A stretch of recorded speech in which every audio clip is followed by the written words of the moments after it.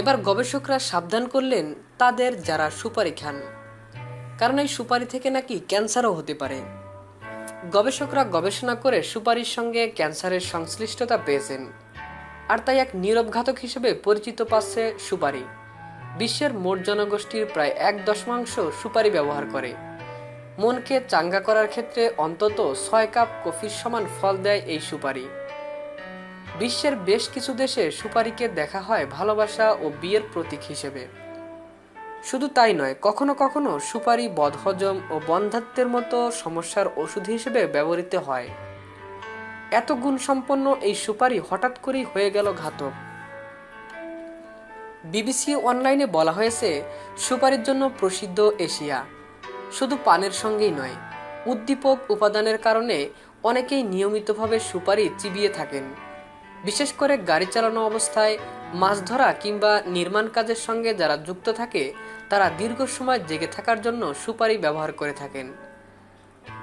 আর সে কারণে সুপারিকে মানসিক বিভ্রমকারী মাদক হিসেবেও বিবেচনা করা হয়ে থাকে। পানের সঙ্গে সুপারি খাওয়ার রেওয়াজ রয়েছে বাংলাদেশেও। বহু মানুষ পান সুপারিতে অভ্যস্ত। সুপারিতে আসক্তির বড় একটি সমস্যা হলো, সুপারিতে অভ্যস্ত মানুষের মুখের ক্যান্সারের ঝুঁকি অনেক বেশি। গবেষকরা বলেছেন, এই সুপারির দীর্ঘমেয়াদী প্রভাব এতটাই যে প্রথমবার সুপারি খাওয়ার কয়েক দশক পরও এর প্রভাবে কারো মুখে ক্যান্সার হতে পারে। এশিয়ার মধ্যে সুপারি অনেক বেশি জনপ্রিয় তাইওয়ানে, আর তাই সুপারিকে তাইওয়ানের চুইংগাম বলা হয়ে থাকে। সুযোগ পেলেই তাইওয়ানের বাসিন্দারা চুইংগামের মতো সুপারি চিবোতে পছন্দ করেন। কখনো খালি সুপারি চিবোতে থাকেন, আবার কখনো পান পাতা, চুন, এলাচি বা দারুচিনির সঙ্গে মশলার মতো চিবিয়ে খান সুপারি। তবে ক্যান্সারের মতো মরণব্যাধিতে আক্রান্ত হয়ে খেসারত দিতে হচ্ছে অনেক ব্যবহারকারীকে।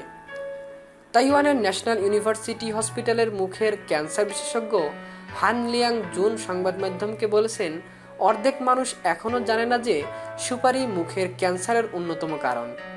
সুপারির কারণে মুখের ক্যান্সারে আক্রান্ত হয়ে মৃত্যু হারে শীর্ষ 3টি দেশের একটি হলো তাইওয়ান। আন্তর্জাতিক ক্যান্সার গবেষণা সংস্থা এসব উপাদানের মধ্যে সুপারি ও চুনকে ক্যান্সার সৃষ্টিকারী উপাদান হিসেবে তালিকাভুক্ত করেছে।